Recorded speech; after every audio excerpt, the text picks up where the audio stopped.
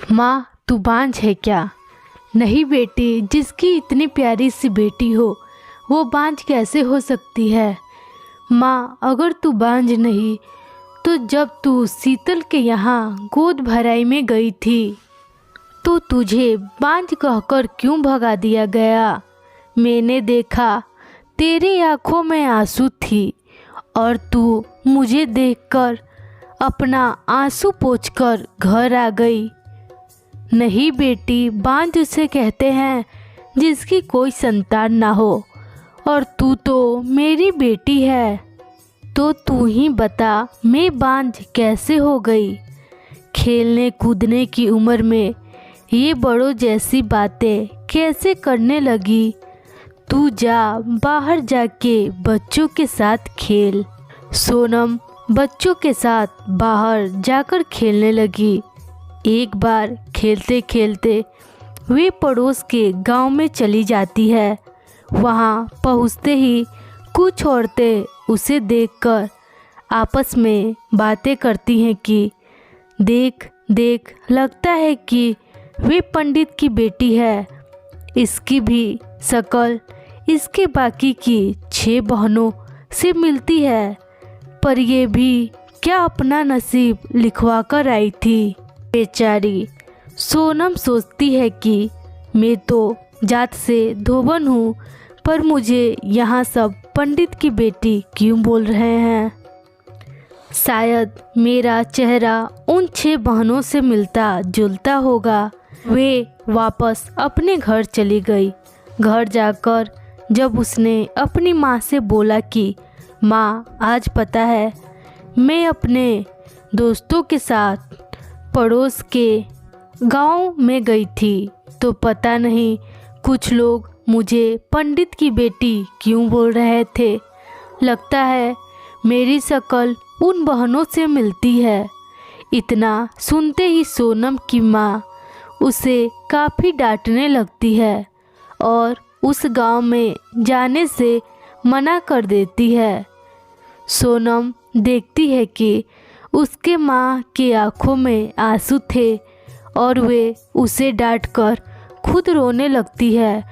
छोटी सी सोनम के मन में यह बात बैठ जाती है कि कुछ तो बात है जो माँ मुझसे छिपा रही हैं, पर वे कुछ नहीं कहती, क्योंकि जब वे भी कुछ पूछती उसकी माँ के आंखों में आंसू आ जाते। बेटी को उदास देख उसकी माँ को लगा कि सोनम से बातें छिपाना नहीं चाहिए। उसे दूसरे लोगों से सच्चाई पता चल रही, इससे अच्छा मैं खुद उसे बता दूं। पर अभी सोनम काफ़ी छोटी है। 18 साल के होने के बाद मैं उसे सब कुछ बता दूंगी, फिर उसका फैसला ही आखिरी फैसला होगा।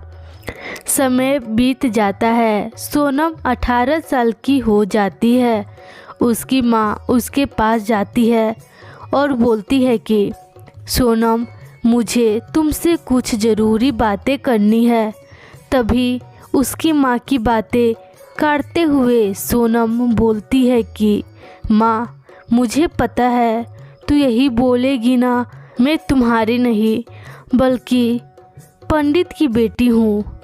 सोनम की बातें सुन माँ हकबकाई रह गई और पूछती है, बेटा तुमसे ये सब किसने बताया और तुझे यह कब से पता है?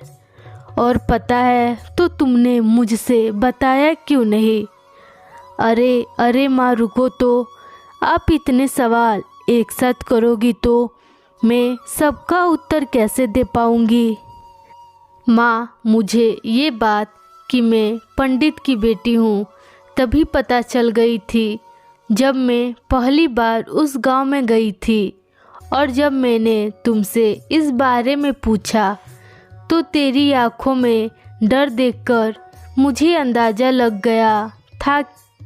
फिर कुछ लोगों को मैंने बातें करते हुए भी सुना, पर तेरे आंखों में आंसू ना आ जाए इसलिए तुमसे पूछने की मेरी हिम्मत ही नहीं हुई। पर माँ, तू आज बता कि आखिर पंडित ने ऐसा क्यों किया। माँ बेटी के माथे को सहलाते हुए कहती है कि बेटी, पंडित एक गरीब आदमी है। छोटी मोटी पूजा करवाकर उसका घर का खर्चा चलता था, पर उसे बेटे की चाह थी। बेटे की आस में उसकी 6 बेटियां हो गई, पर जब तू 7वीं बेटी हुई तो वे गुस्से में तुझे लेकर जंगल में जंगली जानवरों का भोजन बनाने के लिए छोड़कर जाने लगा। तभी तेरे पिताजी भी उसी जंगल से होकर नदी जा रहे थे। उन्होंने पंडित को देखा और उनसे कहा कि पंडित, तेरी बेटी जंगली जानवरों का भोजन बने, इससे अच्छा तू इसे मुझे दे दे। तुम एक पाप करने से भी बच जाओगे और मेरी पत्नी के ऊपर से बोझ का कलंक भी मिट जाएगा। बेटी, पंडित तेरे बदले 20,000 रुपये मांगने लगा। अपने जमा पूंजी देकर हमने उससे तुझे ले लिया। तभी बेटी ने कहा, माँ, मैं अपने पंडित पिता के लिए उसी दिन मर गई थी जिस दिन वह मुझे जंगल में छोड़कर जा रहा था। तो तू मुझे सच बताने से घबराती क्यों थी? तब तू ना समझ थी। मुझे डर था कि कहीं तू किसी के बातों में आकर हमें अपना परिवार ना माने तो हम तो जीते जी मर जाते, माँ ने रोते हुए कहा। तभी बेटी अपनी माँ से लिपट कर कहती है कि माँ, तू देखना, मैं पढ़ लिख कर एक बड़ी अफसर बनूंगी और जो भी तुझे बांझ बोले तो तू मुझे बता देना, उसकी डंडे से पिटाई करूंगी। ऐसी बातें करते दोनों माँ बेटी जोर जोर से हंसने लगते हैं। अब माँ के मन में से बेटी को खोने का डर भी खत्म हो जाता है और वे अपनी बेटी के साथ खुशी खुशी रहती है। धोबन की बेटी बड़ी अफसर बनती है, जिसे देख पंडित को काफ़ी जलन होता है। वे अपनी बेटी को वापस लेने का बहुत प्रयास करता है, पर लाख प्रयासों के बाद भी वे पंडित को अपना पिता मानने से इनकार कर देती है। पंडित का बेटा जो 7वीं बेटी के बाद हुआ था, वे बड़ा होकर काफ़ी शराब पीता।